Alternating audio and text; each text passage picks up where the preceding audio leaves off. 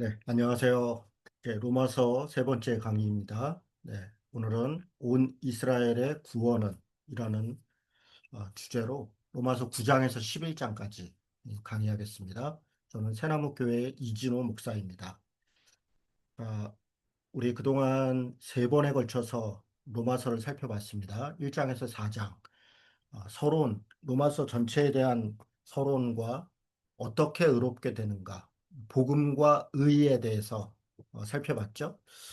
그리고 두 번째는 그러면 그렇게 의롭게 된 우리가, 하나님의 자녀가 된 우리가 어떻게 의롭게 사는가, 하나님의 다스림을 받으며 어떻게 살 수 있는가.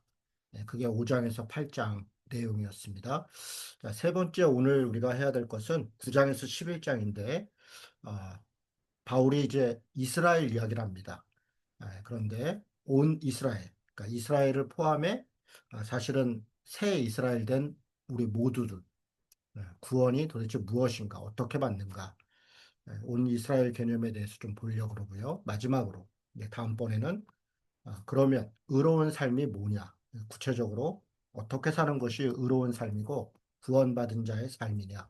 믿음의 행함인가에 대해서 살펴볼 예정입니다.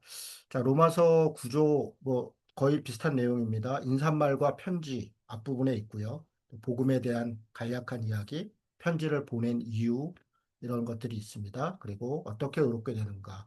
1장 16절부터 4장까지 그리고 어떻게 의롭게 사는가? 그리고 우리 오늘 살펴보려고 하는 온 이스라엘 구원. 12장부터 15장 13절까지는 의롭게 사는 게 무엇인가? 우리가 다음 주에 살펴볼 겁니다. 그리고 로마서는 인사말과 편지 이유. 앞부분에 했던 이야기, 1장 1절에서 15절까지 했던 이야기를 약간 반복하면서, 그러면서 여러 인사로 편지를 마무리합니다. 자, 이게 로마서 구조와 내용이고요. 자, 오늘은 세 번째 강의를 보겠습니다. 자, 잠깐 보기 전에 본격적으로 오늘 강의 내용 들어가기 전에 우리가 지난번 두 번에 걸쳐서 했던 내용을 간략하게만 요약해 드리겠습니다. 복음이 뭐라 그랬습니까? 1장 2절에서 4절에 보니까 복음은 예수 그리스도다. 근데 그냥 예수 그리스도가 아니라 물론 그리스도라는 말도 구원자라는 말이 있습니다. 그래서 예수는 구원자다. 그런데 나의 주인이다. 황제나 돈이나 권력이나 어떤 나의 탐욕이 주인이 아니라 예수가 주인이다. 그게 복음이라는 겁니다. 예, 하나님의 아들의 능력으로 우리가 예수를 주인 삼아 사는 것. 그게 복된 소식이고 복된 삶이다. 그렇게 말하고 있고요. 1장 16절에서 17절은 복음은 하나님의 능력이에요. 모든 사람들을 구원하는 능력인데 믿음으로 믿음에 이르게 한다. 하나님의 의가 나타나서 그러니까 결국 뭘 믿는 거냐면 하나님의 의가 나타나는 걸 믿는 겁니다. 의가 뭔데요? 네, 하나님이 나를 다스리는 것. 바로 그 언약. 사람과 하나님이 맺으신 언약이 있죠. 하나님이 사람에게 내가 너를 자녀 삼겠다, 백성 삼겠다, 라고 말하죠. 그리고 사람에게는 나의 말을 잘 따라라. 서로 약속한 거죠. 바로 그 하나님이 나의 백성, 자녀 삼겠다. 내가 너를 다스리겠다. 내가 너와 함께 하겠다. 바로 그 하나님의 다스림이 나타난 것을 그것이 바로 예수님이 이 땅에 오심이죠. 그러니까 구약에서는 하나님이 율법을 통해서 자신의 뜻을 알렸다면 신약에서는 예수 그리스도로 오셔서 하나님이 자신의 다스림을 나타내죠. 그래서 바로 그 예수님의 신실하심으로 우리가 그걸 믿음으로 우리를 신실하게 하는 것. 바로 이게 복음의 능력이고 모든 사람을 구원하는 것입니다. 3장 20절에서 26절에는 같은 얘기를 합니다. 예수님의 믿음으로. 그러니까 예수님을 믿음으로. 예, 물론 틀리지 않지만 그러나 예수님의 신실함으로. 하나님이 사람으로 오신 그 예수님의 믿음, 신실함으로 우리 모든 믿는 자에게 하나님의 다스림이 나타나는데 차별이 없다. 헬라인이나 유대인이나 또 모든 이방인들에게도. 그래서 속죄, 죄를 사해 주시고 속량, 신분을 바꿔주시고 종이 아니라 하나님의 자녀로 죄의 종이 아니라 하나님의 종으로 우리를 송양해 주신다. 이게 복음이다. 이렇게 말씀드렸습니다. 딜레마가 있다 그랬죠. 율법의 행위와 믿음의 행위를 계속 행위와 믿음을 계속 어, 대립시키고 비교하는데 이때 행위와 믿음은 아, 행함과 믿음 그 자체를 관념적 어떤 고백적 믿음과 그리고 어떤 행함을 구분하는 게 아니라 율법의 행위 그러니까 율법을 따르는데 율법을 따르지 말라는 게 아니에요. 문제는 외식하고 위선하는 겁니다. 외식과 위선이 뭡니까? 자기도 못 지키는 걸 남에게 강요하고 그걸로 정죄하고 판단하고 비난하는 것. 이런 게 외식이고 위선이죠. 할례, 안식일, 음식 다 물론 중요합니다. 그러나 이걸 다 지킨다고 해서 그것이 하나님의 뜻을 행했다 말할 수 없는 겁니다. 왜냐하면 이 원래의 정신들, 할례, 안식일, 음식을 주신 정신들, 뜻, 그것이 오히려 훨씬 중요한데 그걸 망각한다는 거죠. 혈통, 배타적 선민주의, 그걸 통해서 배제와 차별, 결국은 하나님의 형상인 사람에 대한 사랑을 잃어버리고 오히려 정죄하고 비난하고 폭력을 행사하고 이런 일들에 사용한다면 율법의 원래 정신을 망각하는 거죠. 이게 외식과 위선입니다. 율법의 행위이죠.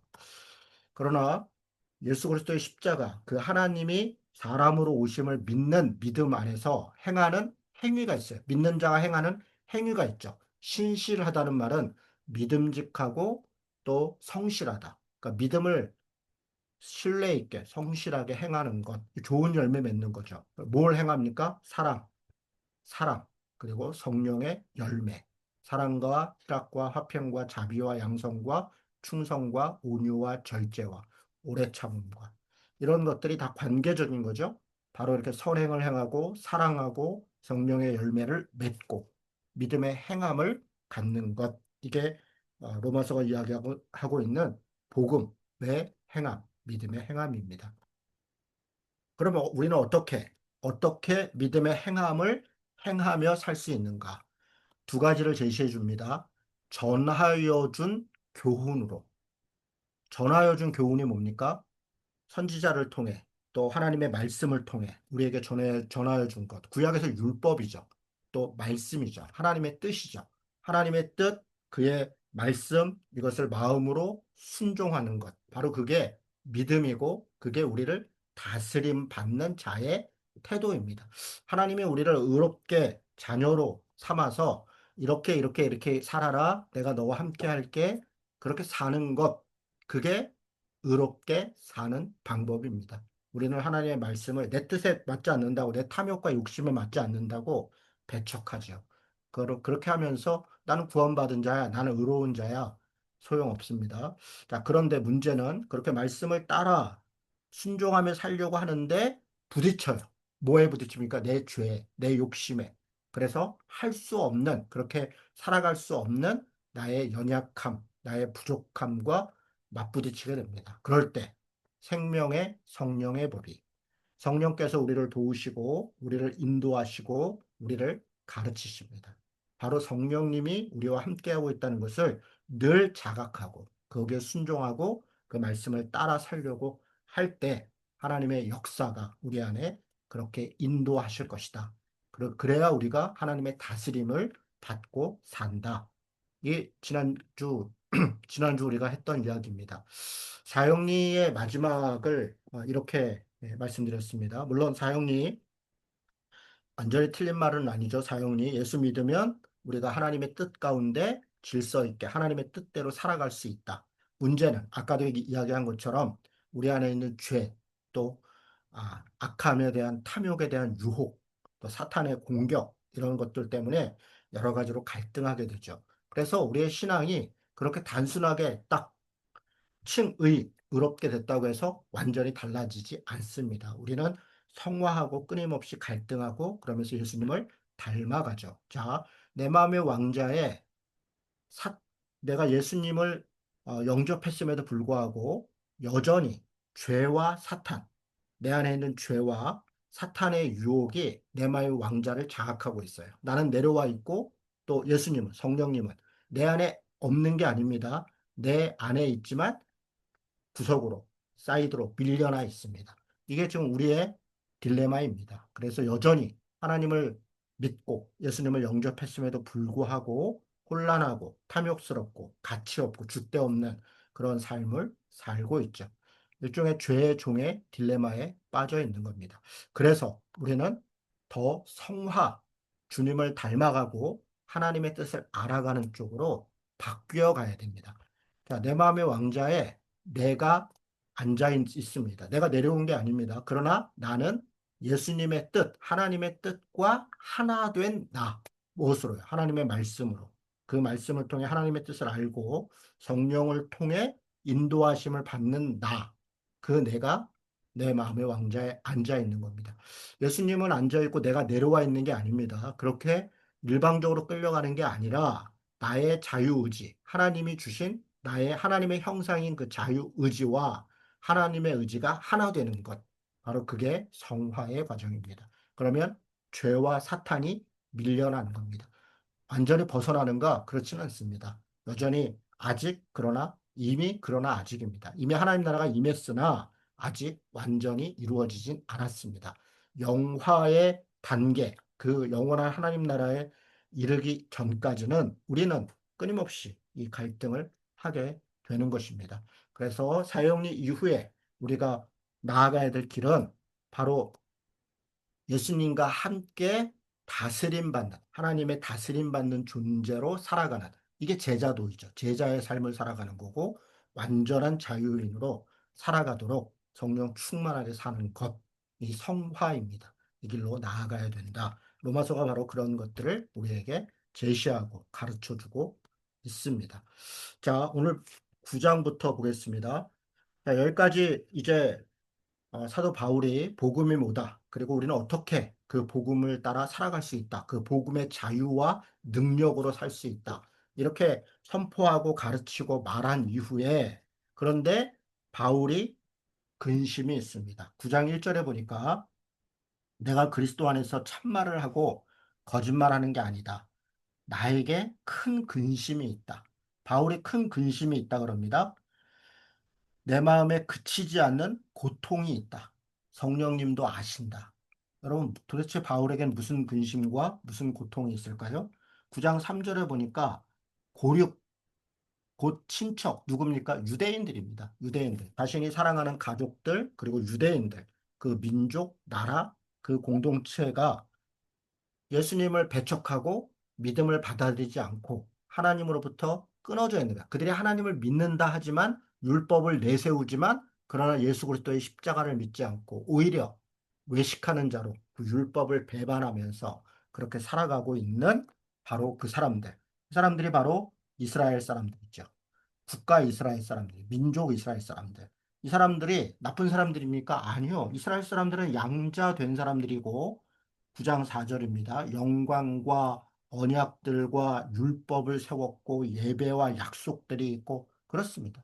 하나님께서 구약 성경에 보면 이스라엘 민족을 택해서 그들로 나라를 세웠고 그리고 그들에게 많은 관계, 언약의 관계를 유지했습니다.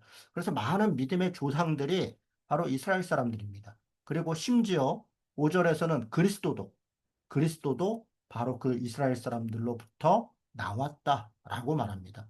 그런데 이렇게 그리스도의 조상이 되고 또 복음의 율법의 하나님의 은혜의 시작이 됐던 이스라엘이 하나님으로부터 끊겨 있고 하나님을 배반하고 심지어는 예수 그리스도 십자가에 못 박아 죽이고 이런 일들을 볼 때 바울이 크게 근심하고 고통을 받는다. 이렇게 토로하고 있는 겁니다.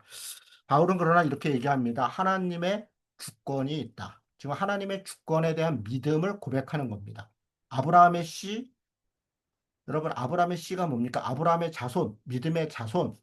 여러분 이스라엘 사람들은 혈통으로만 아브라함의 유대인 혈통으로 그렇게 아브라함의 자손이 된다고 생각했습니다. 그런데 바로 그들이 믿고 있는 그 아브라함과 이삭을 통해 바울이 다른 이야기를 합니다. 오직 아브라함에게 자손이 많이 있었습니다. 이스마엘도 있었고 양자 삼았던 종도 있었고 또 사라 외에 다른 부인들에게서 얻은 자녀들도 6명이나 있었습니다. 기록된 것만 그렇습니다. 그러나 오직 이삭의 씨만, 사라에게서 난 이삭의 씨만 아브라함의 자손이다. 그렇게 말씀하고 있습니다. 이것은 결국 혈통으로 되는 것이 아니라 아브라함을 통해서 오는 믿음, 하나님의 약속으로 하나님의 자녀가 된다라고 하는 걸 말하는 겁니다. 그래서 8절에 보니까 9장 8절입니다. 곧 육신의 자녀가 하나님의 자녀가 아니다. 오직 약속의 자녀가 씨로 여기심을 받느니라. 약속의 자녀, 믿음의 자녀. 그렇게 말하고 있습니다. 여러분, 이삭이 또 리브가를 통해서 에서와 야곱이라는 쌍둥이를 낳았는데, 낳기도 전에, 이 뱃속에 있을 때, 하나님께서 뭐라고 얘기하냐면, 큰 자가 작은 자를 섬기리라.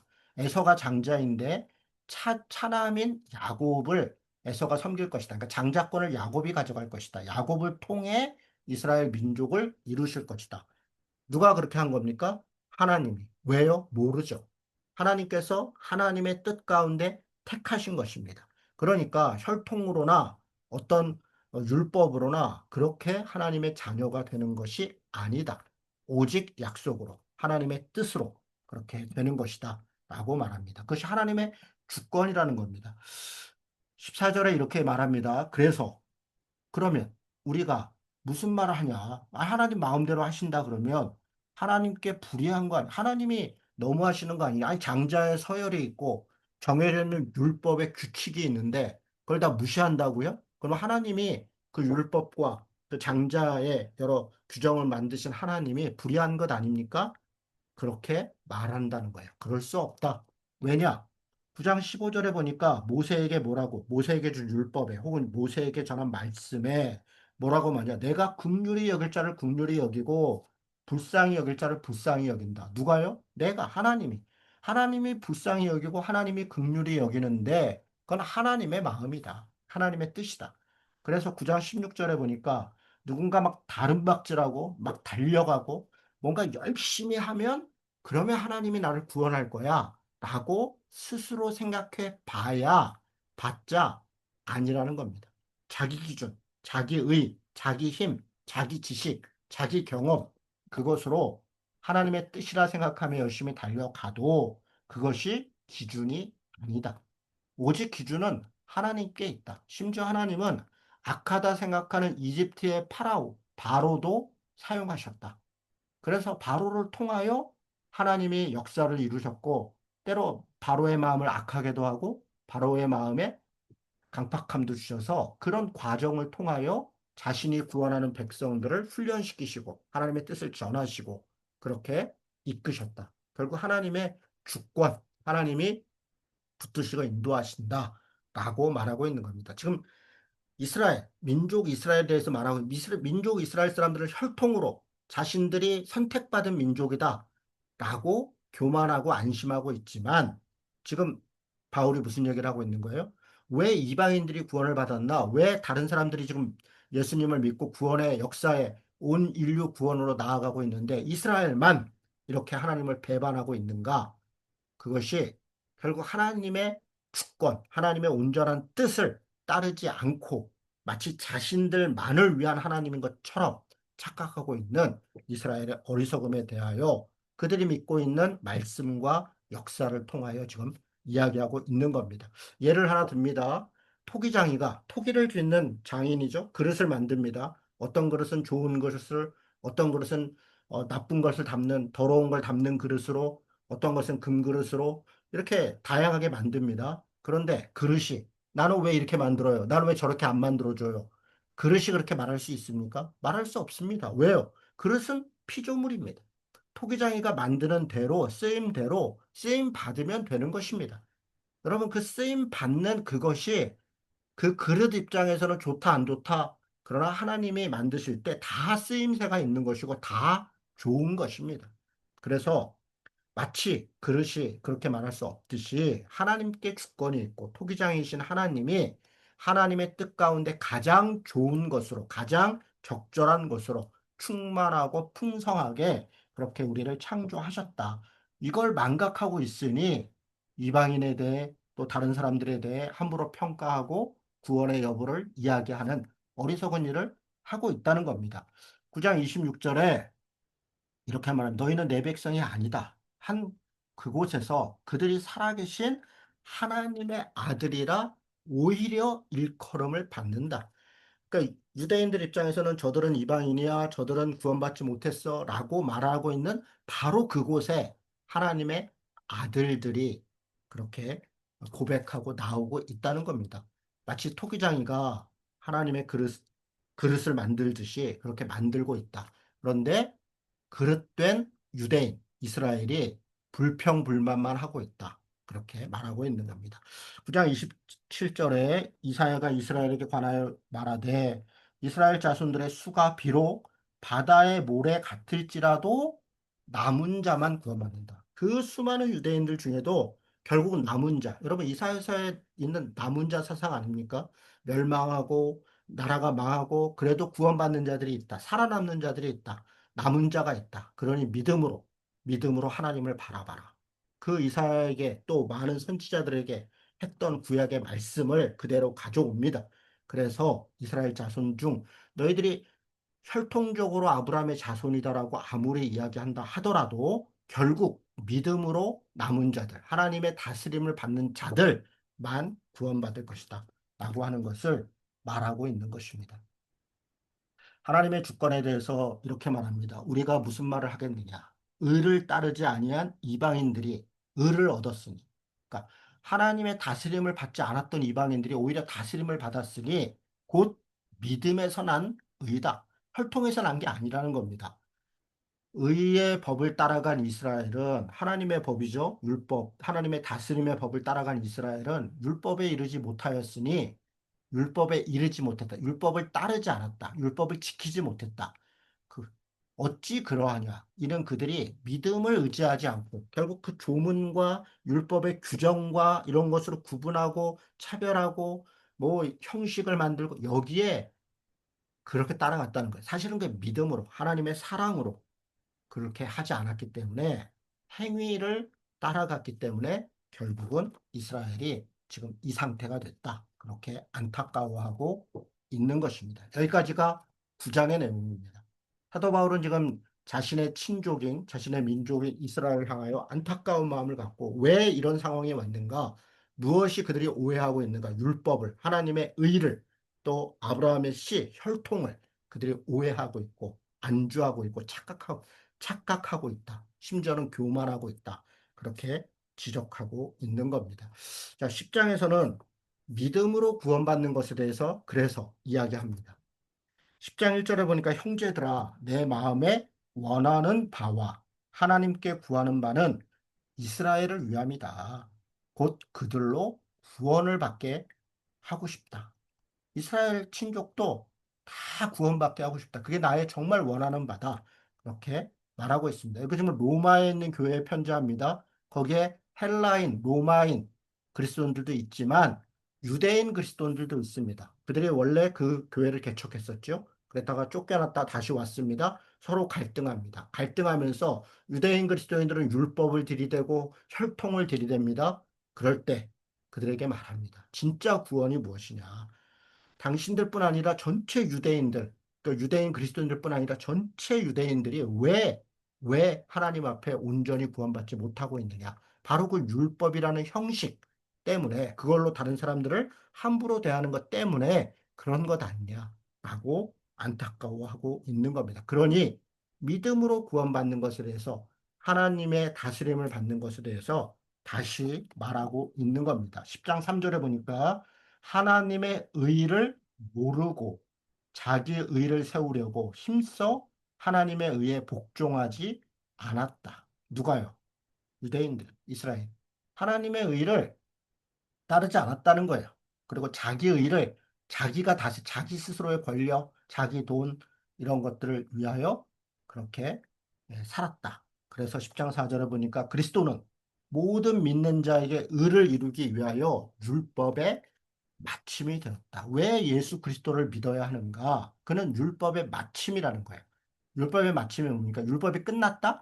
여러분 그렇게 해석한 사람도 있습니다. 이 율법의 마침은 루터는 율법이 끝났다고 봤어요. 그래서 칭의를 강조했고 오직 십자가의 은혜로만 율법의 어떤 면에서는 좀 소홀한 부분들을 많이 이야기했습니다. 그러나 칼빈은 이걸 완성으로 해석합니다. 이 마침이라는 단어가 끝, 완성, 목표, 지향 이런 뜻을 다 가지고 있습니다. 칼빈은 율법을 완성했다.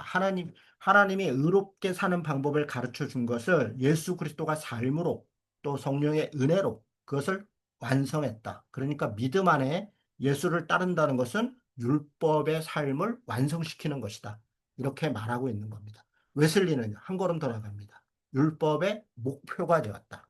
그러니까 그리스도를 믿는 모든 자는 하나님의 다스림을 받기 위해 그 율법의 내용들을 따라 사는 게 목표다.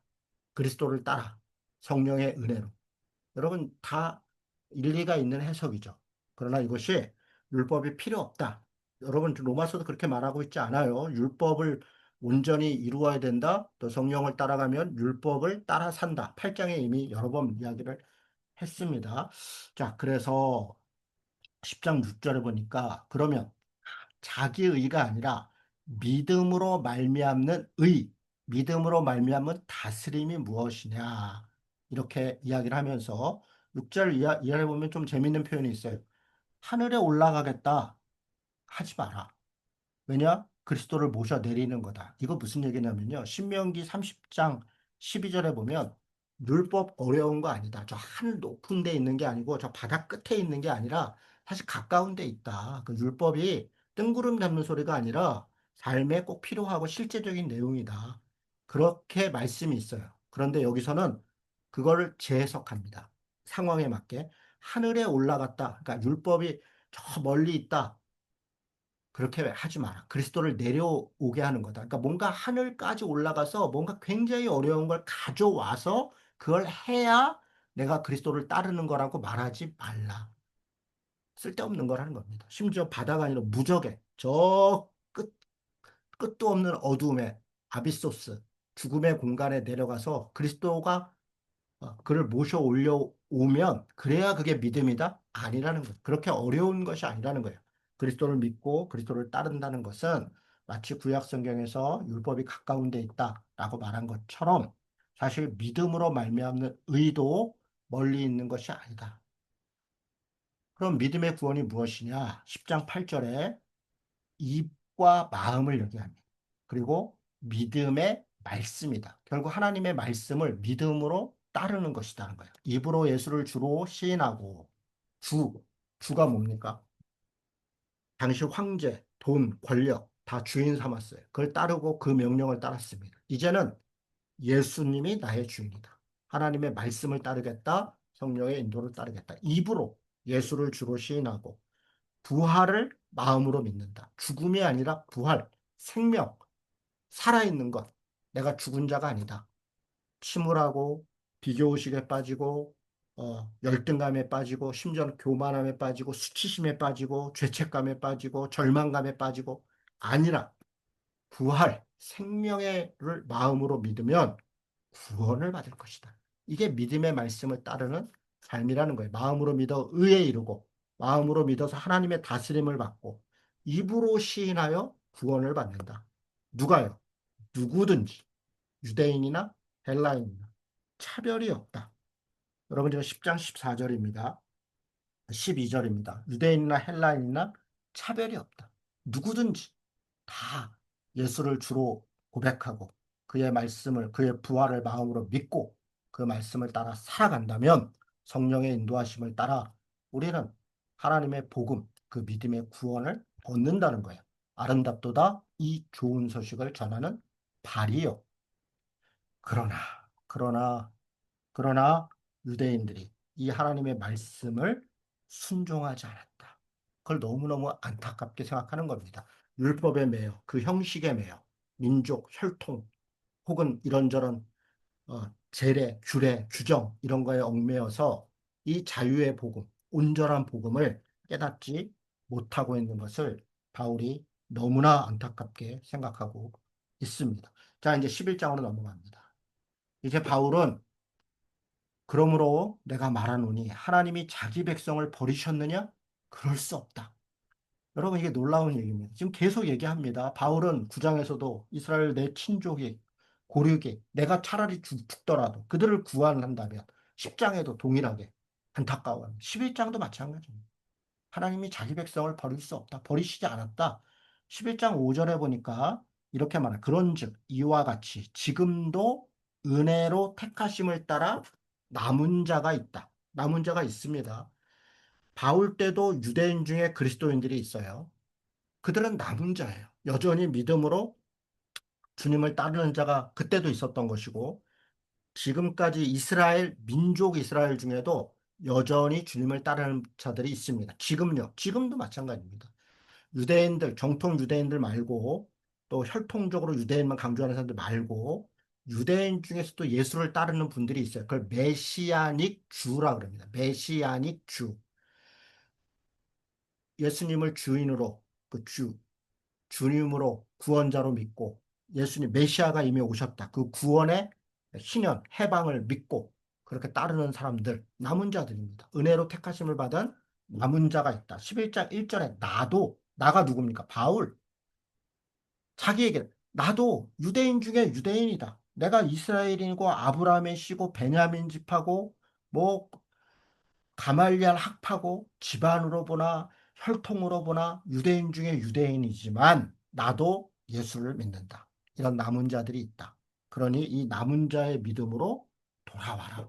그렇게 말하고 있는 겁니다. 지금 이전에 보면 엘리야를 얘기합니다. 엘리야가 정말 모두가 다 바알에게 무릎 꿇었다. 절망하고 있을 때 그때 하나님께서 아니다. 남은 7천 명이 있다. 그렇게 말하셨다는 거예요. 그러니까 지금도, 그러니까 바울 때도, 그리고 지금도 이스라엘 중에도 여전히 믿는 자가 있다. 11장 7절에 보면 택하심을 입은 자가 있고 입은 자가 구원을 얻었고 남은 자들은 우둔해졌다. 그러니까 이때 남은 자는 구원받지 못한 계속 율법을 강조하는 이런 자들은 오히려 어리석은 자들이다. 말하고 있는 겁니다. 11장 11절 그들이 넘어짐으로 구원이 이방인에게 이스라엘로 시기나게 함이니라.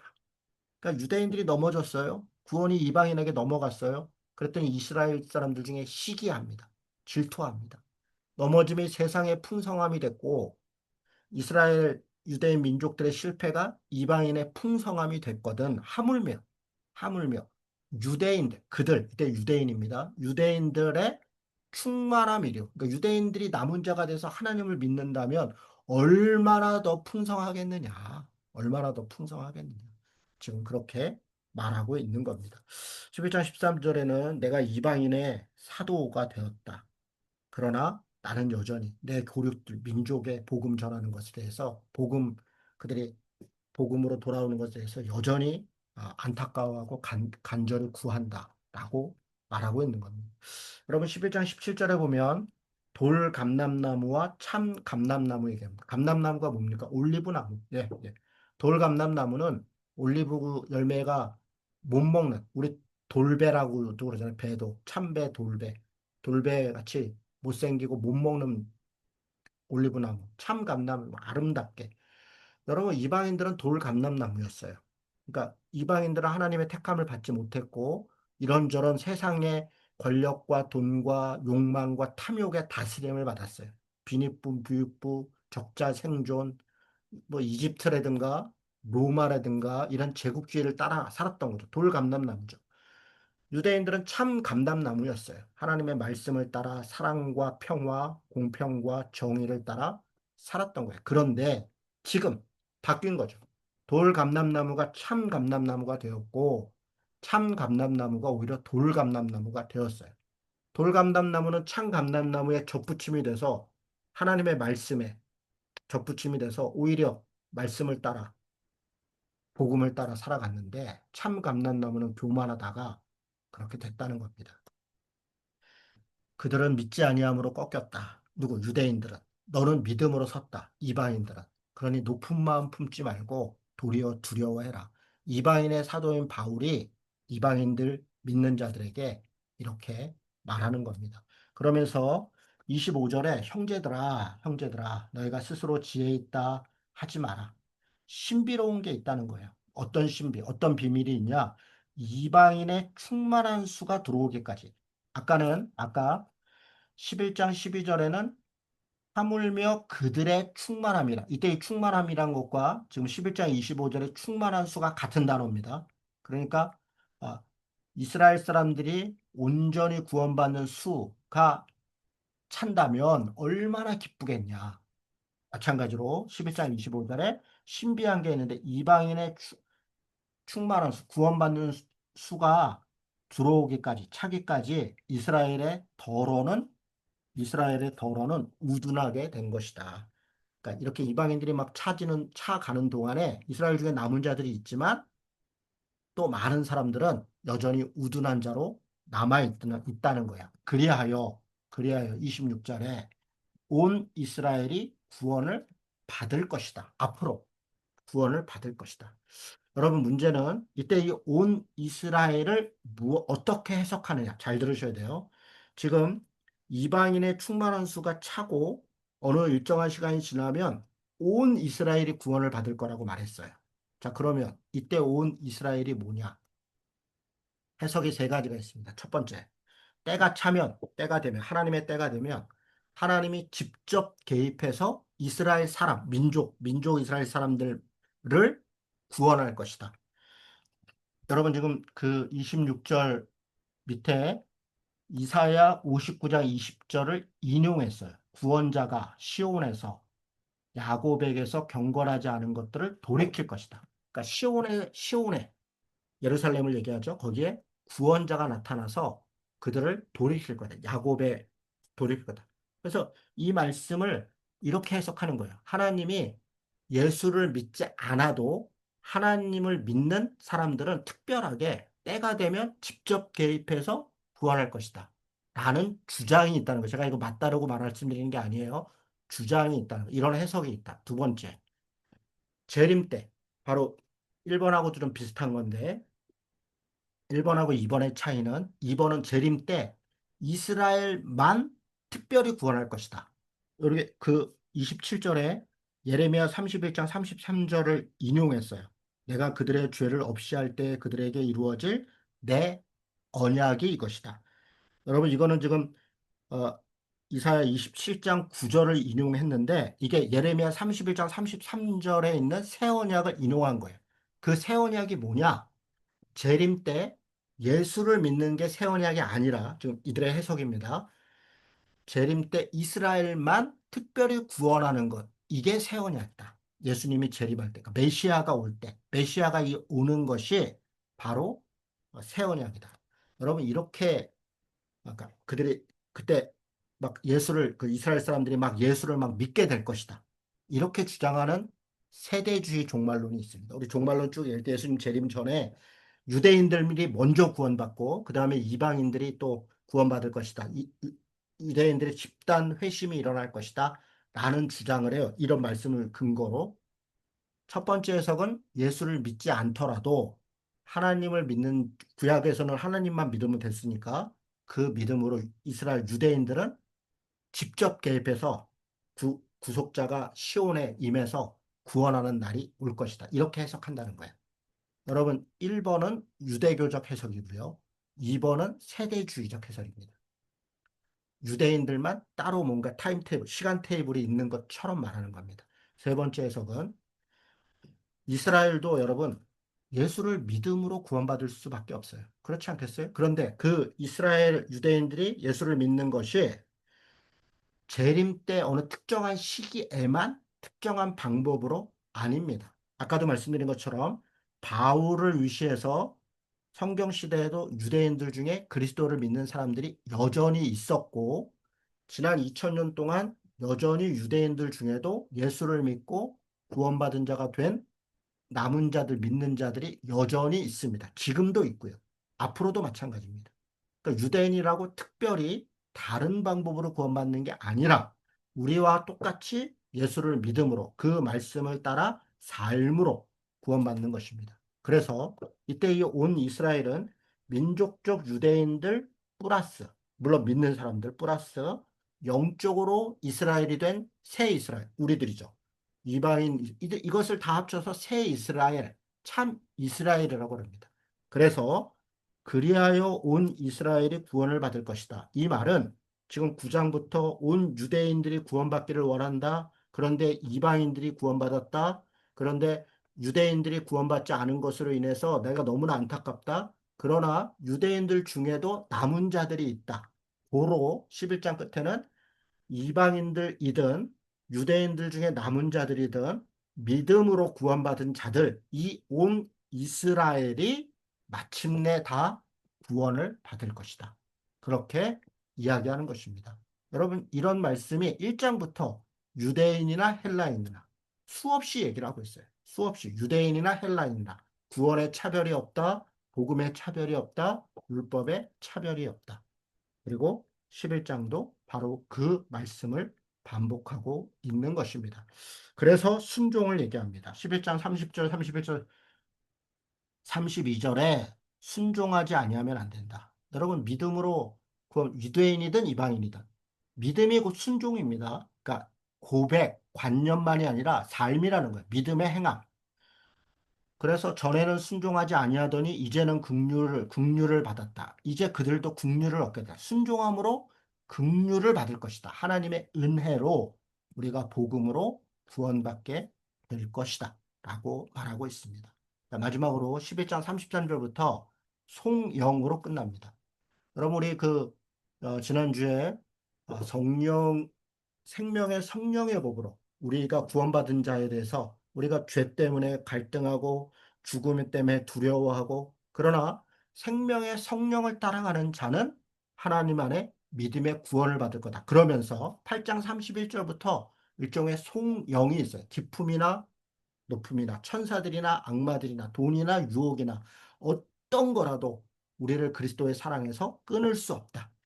여러분 그 말로 그렇게 생명의 성령의 법이 결국 우리를 구원하실 것이고 영원한 하나님 나라로 이끄실 것이다.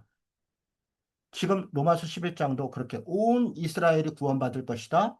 33절입니다. 깊도다 하나님의 지혜와 지식의 풍성함이요. 그의 판단은 헤아리지 못할 것이고 그의 길은 찾지 못할 것이다. 누가 주의 마음을 알았느냐? 누가 그의 모사가 되었느냐? 누가 주께 먼저 드려서 갚으심을 받겠느냐? 이런 만물이 주에게서 나오고 주로 말미암고 주에게로 돌아감이라. 그에게 영광이 세세에 있을지어다. 아멘. 하나님의 뜻대로, 하나님의 역사로, 예수 그리스도의 십자가로, 그의 다스림으로, 결국 유대인이나 헬라인이나 이방인이나 모든 믿는 자들이 믿음으로 행하는 자들이 구원받을 것이다. 그 하나님의 주권은 하나님께만 있다. 하나님의 영광이 무궁할 것이다. 아멘. 그렇게 고백하면서 로마서 11장이 끝나는 것입니다. 네, 우리 다음 주에는 무엇이 의롭게 사는 건가? 바꿔 말하면 하나님의 다스림을 받는 자는 또 믿음으로 행한다는 것은 무엇인가? 구체적으로 그걸 12장부터 15장까지 내용을 통해서 살펴보도록 하겠습니다. 자, 이상으로 강의 마치겠습니다. 수고하셨습니다.